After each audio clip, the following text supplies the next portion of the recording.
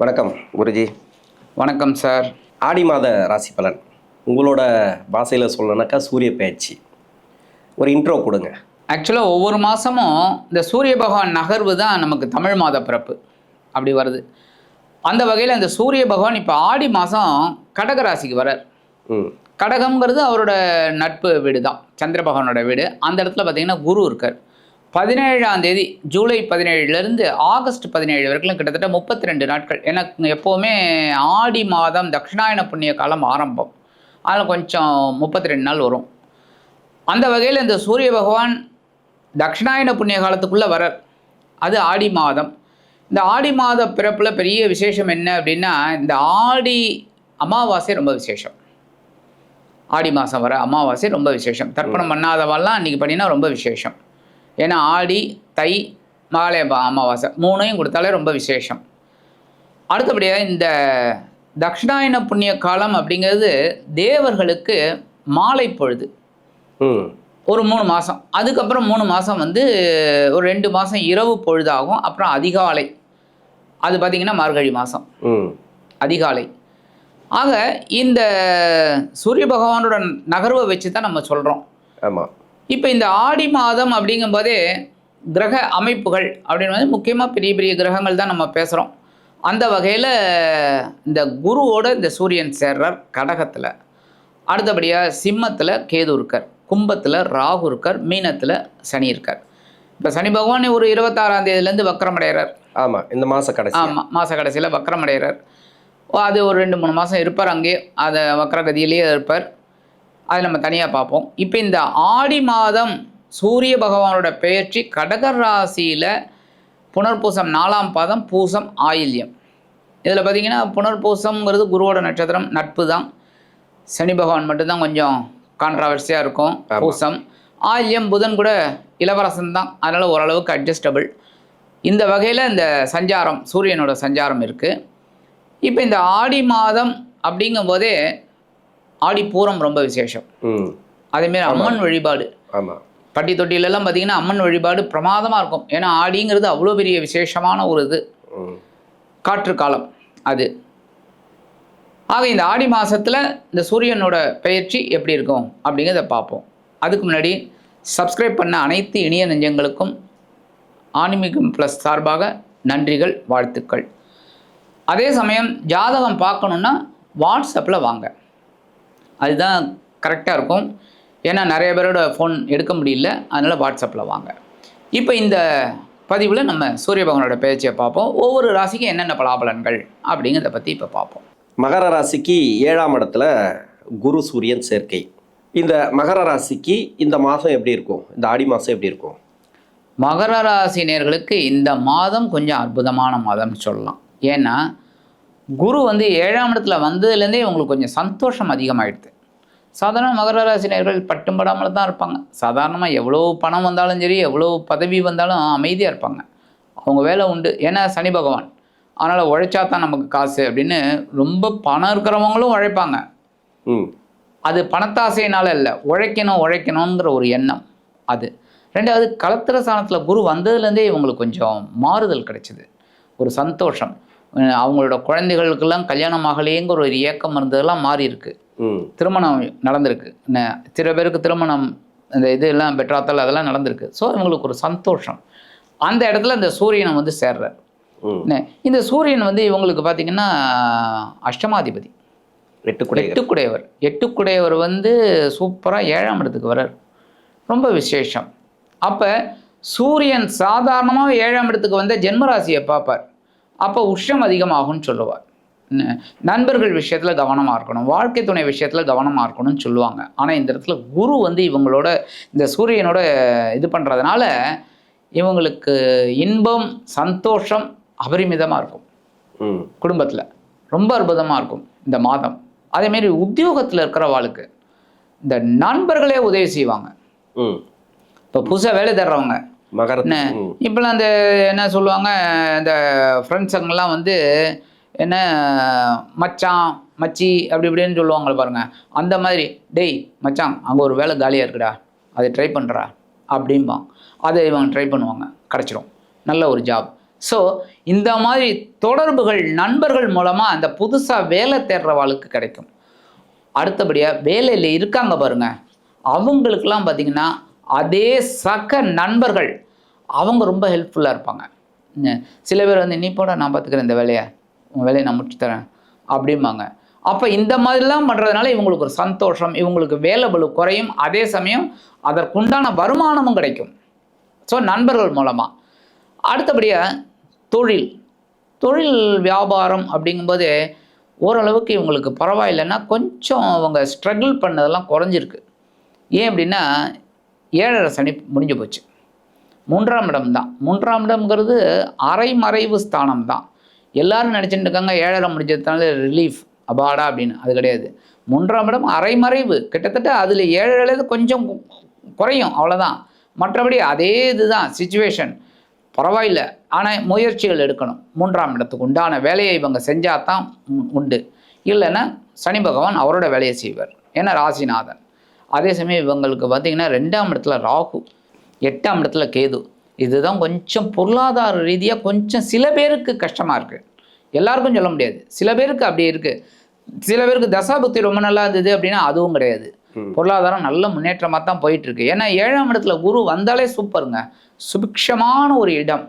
So அற்புதம். ஏன்னா அந்த கடகராசி உச்சம் வேற. ஸோ ரொம்ப சந்தோஷமான ஒரு காலகட்டம் தொழில் வியாபாரிகளுக்கு. நல்ல அதேமாரி இந்த காலகட்டத்தில் இவங்களுக்கு கடனே இல்லை அப்படின்னு. அப்போ எப்போ உழைப்பாங்க, அந்த உழைப்புக்கு உண்டான வருமானம் வரும், வருமானத்தை வச்சு கடன் அடைச்சிடுவாங்க. அந்த மாதிரி நிறைய பேருக்கு பார்த்திங்கன்னா இல்லற வாழ்க்கை சாதாரண மகர ராசினர்களுக்கு கொஞ்சம் ஒரு மாதிரி இருக்கும். என்ன திருமண பந்தமும் ஏற்படுறதுக்கு காலதாமதமாகும். என்ன அதுவும் இந்த திருவோணம் நட்சத்திரத்தில் இருக்கிறவங்களுக்கு இன்னும் நிறைய பேருக்கு திருமண பாக்கியமே இல்லை. 30 வயசு ஆகிடுத்து, 32 வயசு ஆகிடுத்து. ஆனாலும் நல்ல ஒரு வாழ்க்கை அமையும் இவர்களுக்கு. கொஞ்சம் முயன்றால் முடியும். ஏன்னா இவங்களுக்கு பார்த்திங்கன்னா இந்த 7ஆம் இடத்து அதிபதி சந்திர பகவான், மனோகாரகன். குழப்பம் இருக்கும். ஏன்னா சந்திரனுக்கு வந்து தேய்பிரை வளர்பிரை, அதுமாரி டபுள் மைண்டடாக தான் இருப்பாங்க வாழ்க்கை துணை, அந்த மாதிரி தான் அமையும். அதே சமயம் இப்போ 7ஆம் இடத்துல இருக்கிற குரு உச்சமடைகிறதுனால அற்புதமான ஒரு வாழ்க்கை துணை அவங்களுக்கு கண்டிப்பாக அமையும். நல்ல கலத்திரம் கண்டிப்பாக அமையும். இந்த அக்டோபர் நவம்பரில் அவங்களுக்கு வந்து கல்யாணம் நிச்சயம் ஆகிடும். அதே மாரினா நவம்பர் இந்த இயரில் கண்டிப்பாக ஆகிடும். முயன்றால் கண்டிப்பாக ரொம்ப நாளாக வரன் தேடிந்தவங்களும் கூட ஈஸியாகிடும். அதேமாரி குடும்ப ஒற்றுமை சொல்லவே வேண்டாம், அற்புதமாக இருக்கக்கூடிய ஒரு காலகட்டம். ஏன்னா கணவன் மனைவி உறவு எல்லாருமே என்ன சொல்லுவாங்க, ஆஹா இருந்தால் இந்த மாதிரி இருக்கணும்பா, புருஷ மண்டாட்டின்னு இவங்க தான் அப்படிங்கிற அளவில் இருப்பாங்க இப்போ இருக்கிற காலகட்டம். ஸோ அது ஒரு பெரிய ப்ளஸ் பாயிண்ட். குடும்பத்தில் ஒரு சந்தோஷம் இருக்கும். எவ்வளோ பிரச்சனைகள் இருந்தாலும் சந்தோஷம் இருக்கும். அண்ணன் தம்பிக்குள்ளே எல்லாமே கொஞ்சம் பிரச்சனைகள் இருந்தால் கூட குடும்பத்தில் ஒரு சந்தோஷம் இருக்கும். எல்லா கேள்விக்கும் ஒரே இதில் பதில், அதாவது சொல்லிட்டீங்க நீங்கள். என்னென்னா திருமண வாழ்க்கை, தொழில், வியாபாரம்லாம் சொல்லிட்டீங்க. இதெல்லாம் இந்த மாதத்தில் எப்படி இருக்கும் அப்படின்னு சொல்லிட்டீங்க. என்னென்னா ஒரு பொதுவான ஒரு கேள்வி, ஒரு கிளைண்ட்டு கேட்ட கேள்வி. இப்போ குருதசை இருக்குது இதில். இப்போ வந்து இந்த மகர ராசிக்கு குருதசை நன்மை செய்யாது, தொழில் செய்கிறவங்களுக்கு மட்டும் நிறைய பிரச்சனைகளை கொடுத்துட்ருக்கு. இப்போ தொழிலுக்கு நீங்கள் சொன்னீங்க நல்லா இருக்கும் அப்படின்னு சொன்னீங்க. இப்போ இந்த தொழிலில் எப்படி இருக்கணும், அதாவது நல்லா இருக்குன்னு சொல்லிட்டீங்க. இது வந்து பொருளாதார வரவு, இன்னொன்று தொழில் வியாபாரம்லாம் நல்லா இருக்குன்னு சொல்லிட்டீங்க, வேலையும் சொல்லிட்டீங்க. தொழிலில் கொஞ்சம் கஷ்டமாக போயிட்டுருக்குன்னு வச்சிங்களேன். எல்லாருக்குமே நம்ம சொல்ல முடியாதுல்ல, ஒரு சில பேருக்கு ரொம்ப நெருக்கடியாக போயிட்டுருக்கும். ஏன்னா தசை வந்து குருதசையில் இருக்கிறவங்களுக்கு, இன்னொன்று சனி தசையிலையும் படாத பாடுபட்டிருக்காங்க. ஏன்னா 7.5 சனியும் இப்போ தான் விடுதலை ஆகிருக்கு. அதாவது மழை விட்டால் கூட அந்த தூரல், அந்த சாரல் விடாது இருக்கு இல்லையா, அந்த கிளைமேட் மாறாமல் இருக்கு இல்லையா, அது மாதிரி தான் இருக்குது அந்த மகர ராசியோட வாழ்க்கை. இந்த தொழிலில் எப்படி இருக்கணும், இன்னொன்று வேலை செய்யக்கூடிய இடத்துலையும் ஒரு சில பிரச்சனைகள் இருக்குது, அவங்க எப்படி நடந்துக்கணும். ஏன்னா வேலையை பற்றி நீங்கள் சொல்லிட்டீங்க நல்லா இருக்குன்னு சொல்லிட்டீங்க, தொழில் வியாபாரம் நல்லா இருக்குன்னு சொல்லிட்டீங்க.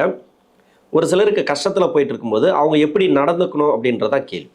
இப்போ நீங்கள் அற்புதமாக ஒரு கேள்வி கேட்டீங்க. என்னென்னா இந்த தொழிலில் வந்து நம்ம பார்க்குறது கோச்சார ரீதியாக பலன்கள். இப்போ ஆடி மாதம் அப்படிங்கும்போது சூரிய பகவானோட நகர்வுகள், குரு பகவான் எங்கே இருக்கார், சனி பகவான் எப்படி வச்சு. ஆனால் நீங்கள் சொல்ல மாதிரி தசாபுக்தி கரெக்டாக இருந்தால் தான் யாருமே தொழில் வியாபாரத்தில் கரெக்டாக இருக்க முடியும். நல்ல ஒரு கொடி கட்டி பறக்க வர முடியும், இல்லைன்னா வர முடியாது கண்டிப்பாக. இப்போ சனி தசைன்னு எல்லாருமே பயப்படுறாங்க. சனி தசை எல்லாருக்குமே ஒரு பாடத்தை கொடுக்கும். இப்போ துலாம் லக்னம், துலாம் ராசி, சனி பகவான் உச்சம், நீதிமான், இவர்களே நீதிமான் தான், நியாயவான்கள் தான். ஆனாலும் ஒரு குட்டு வைப்பார். எப்போ நம்ம கான்ட்ராவர்சியாக நடக்கும்போது, அப்போ இந்த சனி தசை வரும்போது நம்ம யாராக இருந்தாலுமே உடல் ஆரோக்கியத்தில் கவனம் இருக்கணும். படவடோபம் கூடாது. சனி பகவானுக்கு படவடோபம் கூடவே கூடாது. நான் தான் அப்படின்னு வந்தாலே அவ்வளோதான், 2 குட்டு குட்டிடுவார். ஒரு குட்டே தாங்க முடியாது, 2 குட்டு குட்டிடுவார். அப்போ சனி தசை வந்தால் கவனமாக இருக்கணும். இதே குரு தசை நீங்கள் சொல்ல மாதிரி இவங்களுக்கு அன்ஃபேவரபிள் தசை. அது கிட்டத்தட்ட 16 வருடங்கள். அதுக்காக தான் நமக்கு பாருங்கள், தசை ஒன்று கொடுத்து புக்தி ஒன்று கொடுக்குறான், அந்தரம் ஒன்று கொடுக்குறான். அப்போ அந்தந்த புக்திக்கேற்ற மாதிரி அந்த காலகட்டங்களில் இன்வெஸ்ட்மெண்ட் பண்ணக்கூடாது இவங்க. மற்றபடி கோச்சார ரீதியாக சூப்பர் சார். கோச்சார ரீதியாக அவங்க தாராளமாக இன்வெஸ்ட்மெண்ட் பண்ணாலும் நல்லா வரும். ஆனால் இந்த மாதிரி இருக்க ஸ்பெஷலி இந்த மாதிரி இருக்கவாளுக்கு மட்டும் கவனமாக அந்த தசா புக்தி அன்ஃபேவரபிளாக இருந்தால் பண்ணக்கூடாது, கேர் எடுத்து பண்ணணும். அதே சமயம் அந்தரம் ஓரளவுக்கு நல்லபடியாக இருக்கா, ஓரளவுக்கு பண்ணிக்கலாம். புத்தி நல்லா இருக்கா, ஓரளவுக்கு ஓகே. அப்போ குரு தசை ஒன்றும் பெருசாக அளவில் பாதகங்களை பண்ணாது. ஏன் அப்படின்னா இந்த குரு பார்த்திங்கன்னா உங்களுக்கு 3-12 குடையவர். ஸோ விரயத்தையும் கொடுத்துருவார். தமால்னு விரயத்தை கொடுத்தாலும் மாட்டிக்கும். அப்போ தொடர்புகள் கட் ஆகும், பிரச்சனைகள். ஸோ இவங்க அந்த மாதிரி காலகட்டத்தில் அந்த மாதிரி தசாபுக்தி வர்றவங்க கவனமாக இருக்கணும். மற்றபடி கோச்சார ரீதியாக இவங்களுக்கு ஒரு அற்புதமான ஒரு வாய்ப்புகள் கண்டிப்பாக வரும். ஓகே, இப்போ இந்த மகர ராசி பற்றி பேசினா நிறைய பேசிகிட்டே இருக்கலாம், நிறைய கேள்விகள் இருக்குது. அடுத்த பதிவில் பார்ப்போம். பரிகாரம், இந்த மாதத்துக்கு உண்டான பரிகாரம். மகர ராசினியர்கள் கண்டிப்பாக மாற்றுத்திறனாளிக்கு ஹெல்ப் பண்ணணும். அது ஒவ்வொரு பதிவுகளும் நான் சொல்லுவேன். ஏன்னா அந்த ராசிநாதன் சனி பகவான்கிறதுனால அது பண்ணுறது ரொம்ப விசேஷம். அடுத்தபடியாக இவங்க சூரியனை ஞாயிற்றுக்கிழமை இவங்க வீட்லேயே காலையில் எழுந்தோடனே மொட்டை மாடிக்கு போனாலே போகிறோம், சூரியனை பார்க்கலாம். பார்த்துட்டு சூரியனை ஒரு நமஸ்காரம் பண்ணிவிட்டு நேராக பக்கத்தில் இருக்கிற கோவிலுக்கு போயிட்டு, நவகிரகம் கண்டிப்பாக இருக்கும். ஒரு 90% சின்ன சின்ன கோயிலில் தான் இருக்காது. ஏன்னா அது சன்னதி மட்டும் இருக்கும், பிள்ளையார் சன்னதி, முருகன் சன்னதிங்கிற மட்டும் இருக்கும். இந்த நவகிரகம் கண்டிப்பாக இருக்கும். ஸோ நவகிரகத்தில் இருக்கிற சூரியனுக்கு இவங்க கோதுமை வாங்கி அந்த தானம் அப்படியே அங்கே வச்சுட்டு வந்தாலே போகிறோம். இவங்க யாருக்கும் கொடுக்கணுங்கிறதெல்லாம் அங்கேயே வச்சுட்டு வந்துட்டாலே போகிறோம். யாராவது எடுத்துகிட்டு நம்மங்க கோயில் அந்த மாதிரி பண்ணிவிட்டு வந்தாலே போகிறோம். ஞாயிற்றுக்கிழமை காலையில் முடிஞ்சால் 6லேருந்து 7, இல்லைன்னா அன்றைக்கி பண்ணிவிட்டு வந்தாலே இந்த மகர ராசி நேயர்களுக்கு கொஞ்சம் பரபரப்பாக ஒரு சந்தோஷமாக இருக்கக்கூடிய ஒரு ஆடி மாதமாக அமையும் என்று கூறி விடைபெறுகிறேன். நன்றி.